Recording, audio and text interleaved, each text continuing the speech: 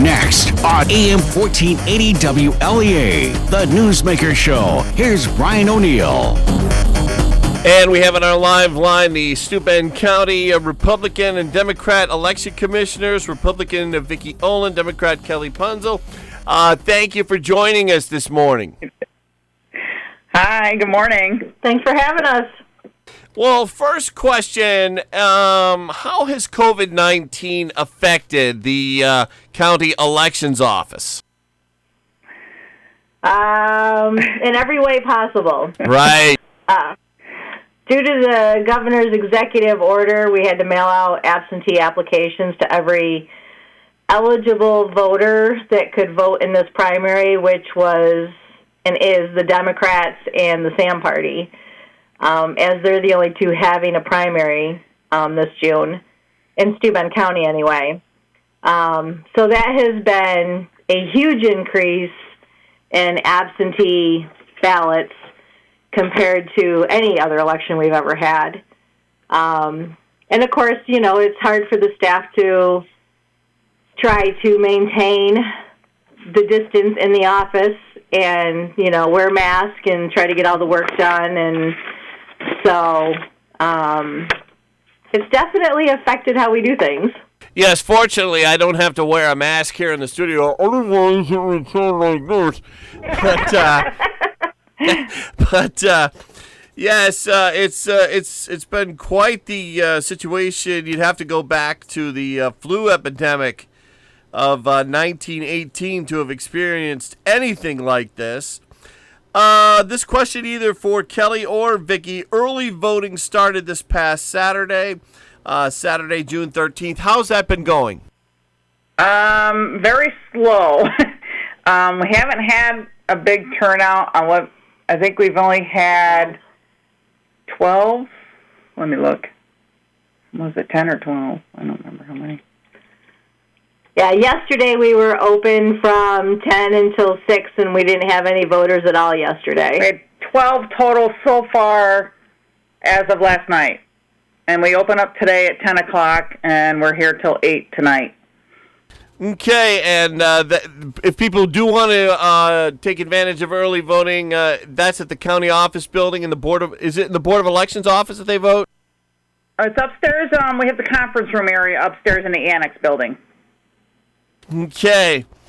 Now, I wanted to quickly touch on this. There was going to be a primary for the Democrat Congressional candidate Tracy Metronome and Dr. Scott Moran, but I believe Dr. Scott Moran from Ithaca has pulled out of the race, so no primary there. That's correct?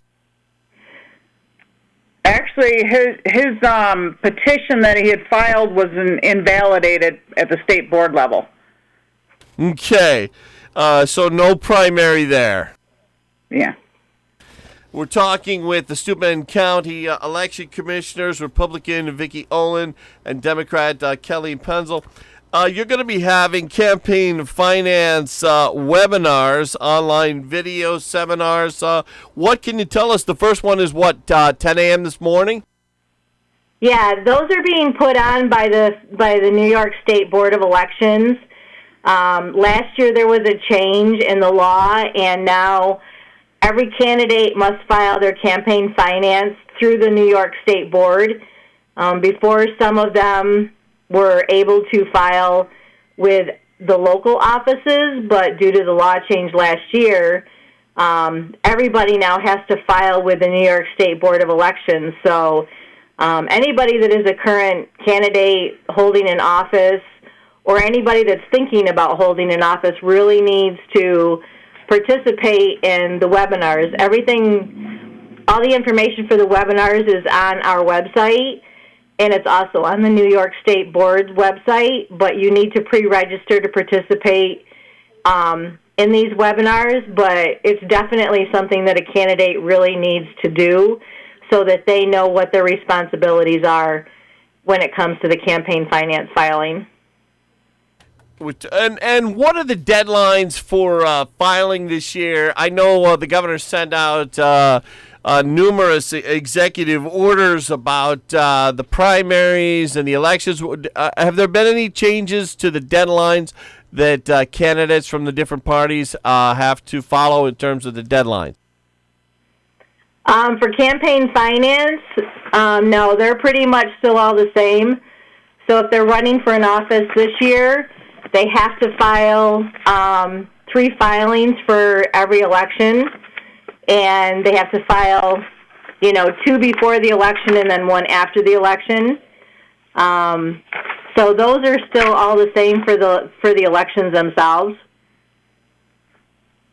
Okay, and so no major changes there. The governor sent out several executive orders postponing this, that, and the other vote. How is your office, the Steuben County Board of Elections, been responding to these executive orders from Albany? Do you find them confusing, or everything pretty clear on those?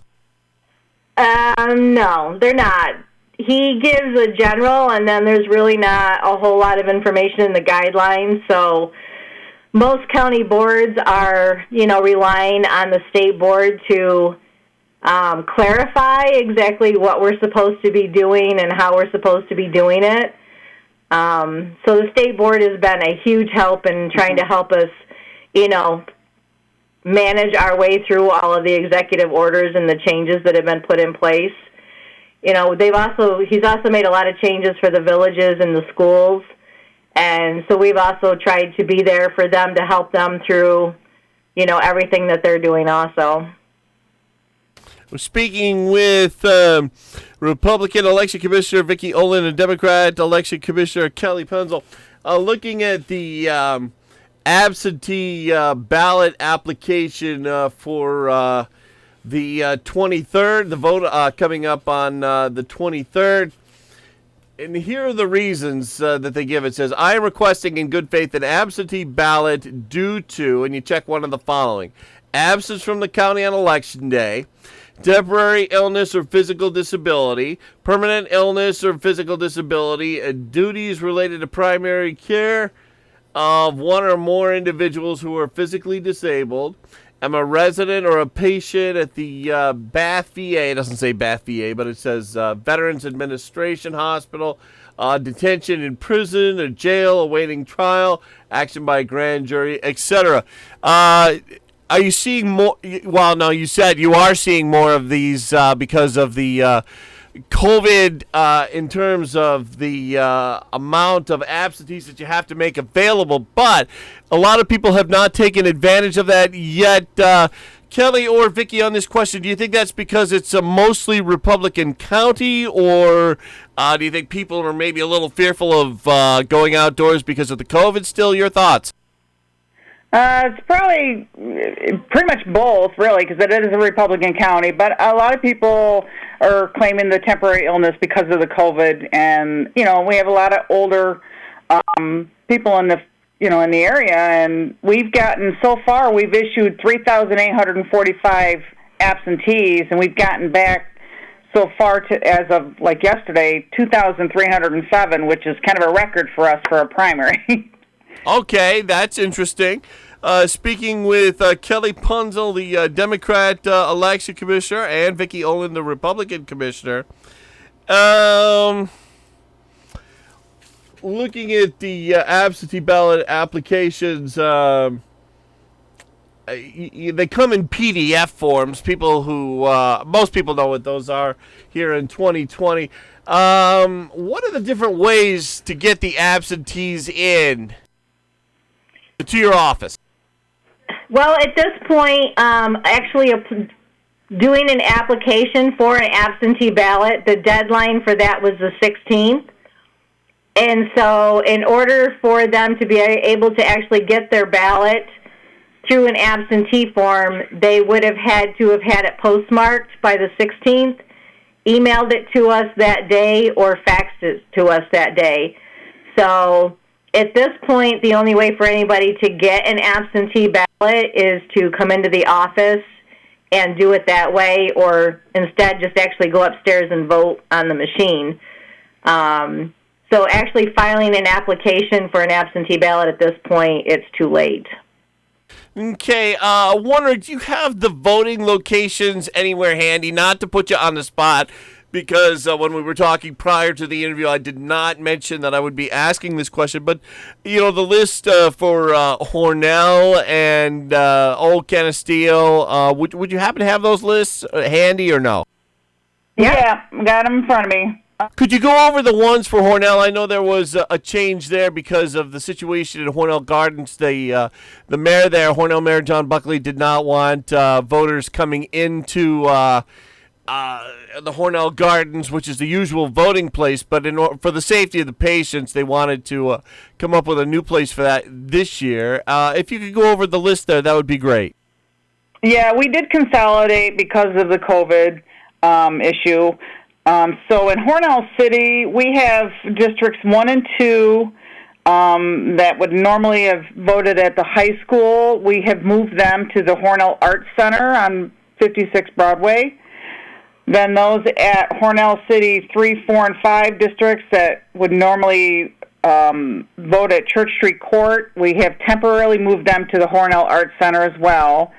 And the Hornell Gardens, Hornell City 9 and 10, they were going to permanently move them as well to the Hornell Arts Center at 56 Broadway.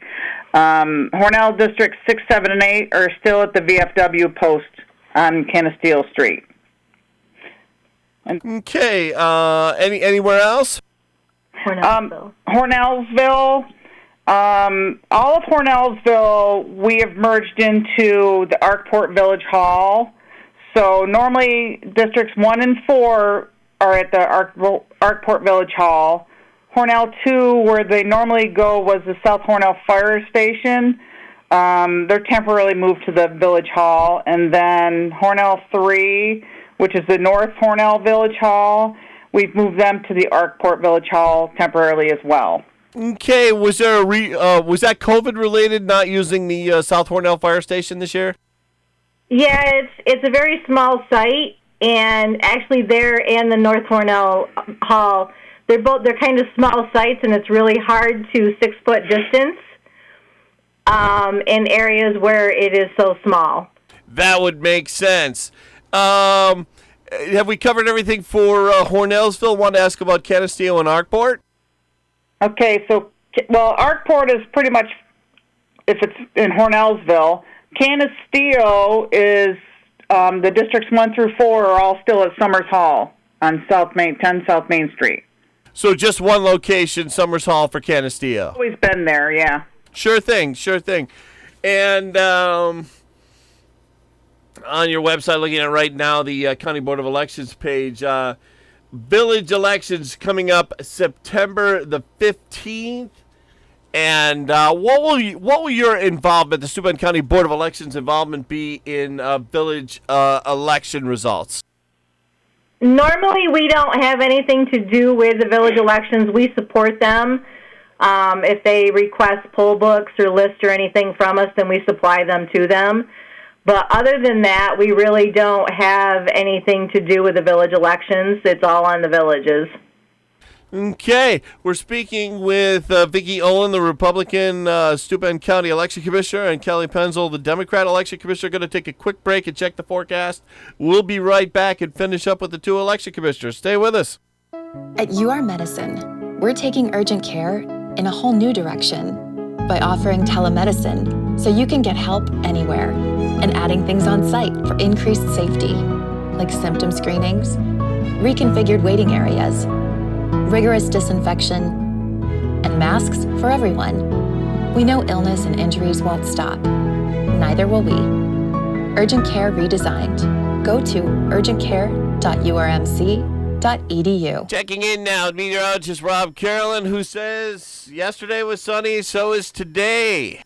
Yeah, what a week, Brian. This is certainly turning into probably one of the nicest weeks out of the year, and it's been rotten across much of the eastern third of the country. This big, broad, upper-level low-pressure system has brought rain to parts of the Carolinas and Virginia, situated off to our south this morning over West Virginia. The cloudiness stretches from southern New England, southern New York State, all the way down into Georgia. But right now we're still in the clear, and we're going to enjoy a pretty nice day. It'll average out partly to mostly sunny and warm. We're going to be 80 to 85 through the afternoon. Tonight, partly cloudy, warm, humid overnight, 60 to 65. The upper level low gets a little bit closer to us tomorrow, so we're a little bit more unstable. Partial sun, perhaps a shower or thunderstorm tomorrow afternoon. Warm and humid, 80 to 85.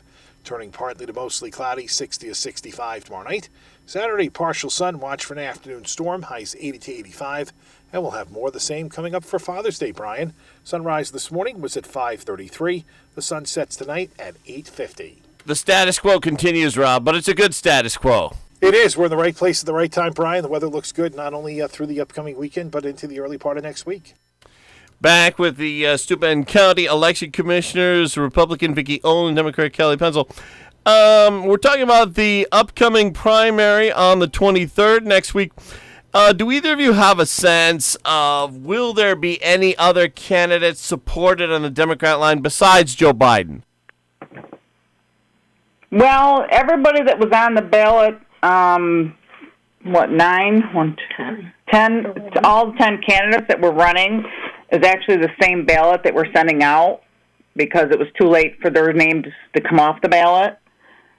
So you have, obviously Joe Biden, you have Pete Buttigieg, Amy Klobuchar, Tulsi Gabbard, Bernie Sanders, Michael Bloomberg, Tom Steyer, Michael Bennett, Elizabeth Warren, Andrew Yang, and Deval Patrick.